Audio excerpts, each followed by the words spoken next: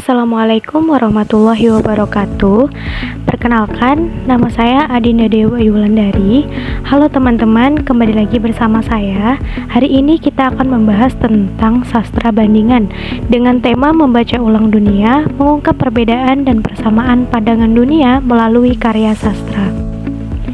Pandangan dunia pada sastra bandingan menurut Sapardi Djoko Darmono, sastra bandingan adalah pendekatan dalam ilmu sastra. Sedangkan, menurut teori komparatif sastra, sastra bandingan diarahkan untuk mengungkap afinitas serta relasi antar kesusastraan, lintas budaya dan waktu, sehingga memungkinkan kita memahami bagaimana identitas budaya, nilai, dan pengalaman manusia dituangkan dalam bentuk teks yang berbeda, baik dari segi bahasa, latar kebudayaan, maupun konteks sosial. Pendekatan ini tidak hanya melihat karya secara tertutup, melainkan dalam jaringan hubungan historis, sosiokultural, dan estetis yang lebih luas, memungkinkan pembaca menelaah persamaan universal sekaligus perbedaan khas budaya masing-masing pengarang. Dengan demikian, sastra bandingan bersifat interdisipliner, mempertemukan sastra dengan aspek sejarah, budaya, sosial, hingga identitas, sehingga kajiannya dapat memperkaya pemahaman tentang kemanusiaan dan pluralitas budaya global. Tujuan mengungkap perbedaan dan persamaan sastra bandingan. Yang pertama ada memahami perspektif budaya, yang kedua menemukan nilai universal, yang ketiga mengembangkan analisis kritis, yang keempat menghargai keberagaman, dan yang terakhir memperkaya pengetahuan sastra. Mari kita bahas satu persatu. Untuk poin yang pertama, tentang memahami perspektif budaya, yakni membandingkan karya sastra dari latar budaya berbeda, membantu melihat bagaimana budaya mempengaruhi cara pandang pengarang terhadap kehidupan, konflik, dan nilai-nilai.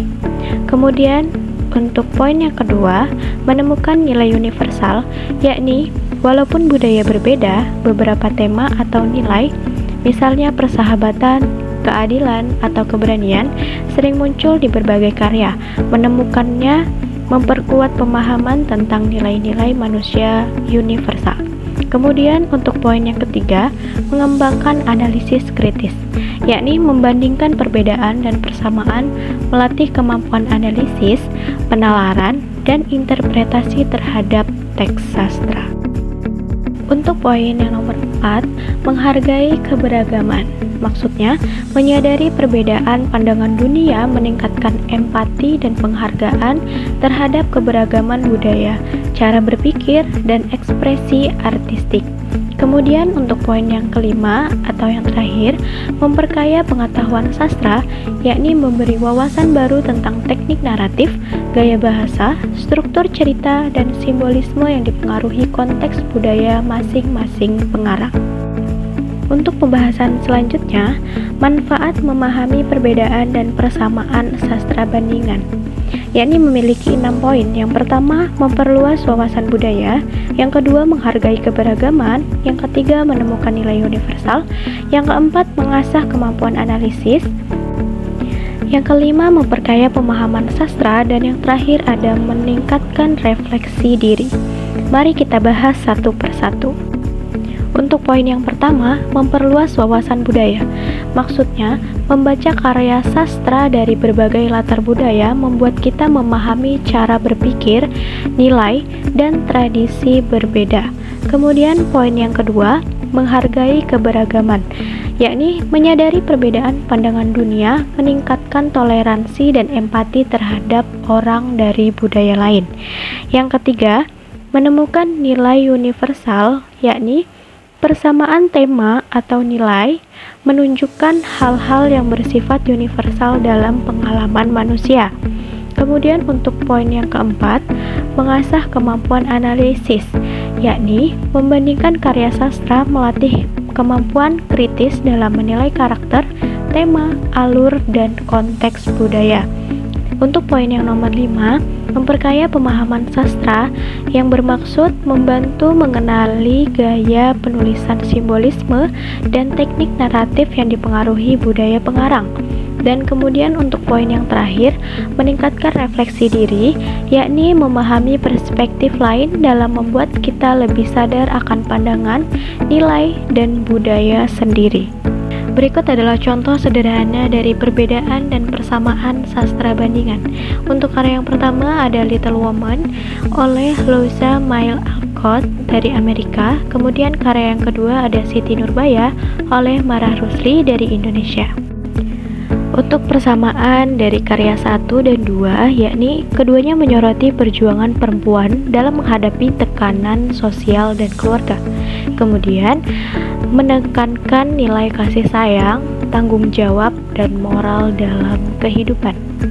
Itu adalah persamaan dari dua karya sastra tersebut. Selain persamaan, dua karya sastra tersebut juga memiliki beberapa perbedaan, yakni Little Woman menekankan kebebasan pribadi dan pendidikan perempuan dalam konteks budaya barat abad ke-19. Sedangkan Siti Nurbaya menekankan tanggung jawab keluarga dan adat dalam konteks budaya Minangkabau dan kolonial Indonesia. Konflik yang muncul dipengaruhi oleh latar budaya masing-masing. Di barat lebih pada pilihan pribadi dan di Indonesia lebih pada adat dan tradisi. Bisa kita tarik kesimpulan dari materi kita hari ini, yakni mengungkap perbedaan dan persamaan pandangan dunia melalui karya sastra penting untuk memahami bagaimana budaya, nilai, dan pengalaman manusia tercermin dalam teks. Dengan pendekatan sastra bandingan, pembaca dapat melihat persamaan tema atau nilai universal sekaligus menghargai perbedaan yang muncul dari latar budaya masing-masing pengarang.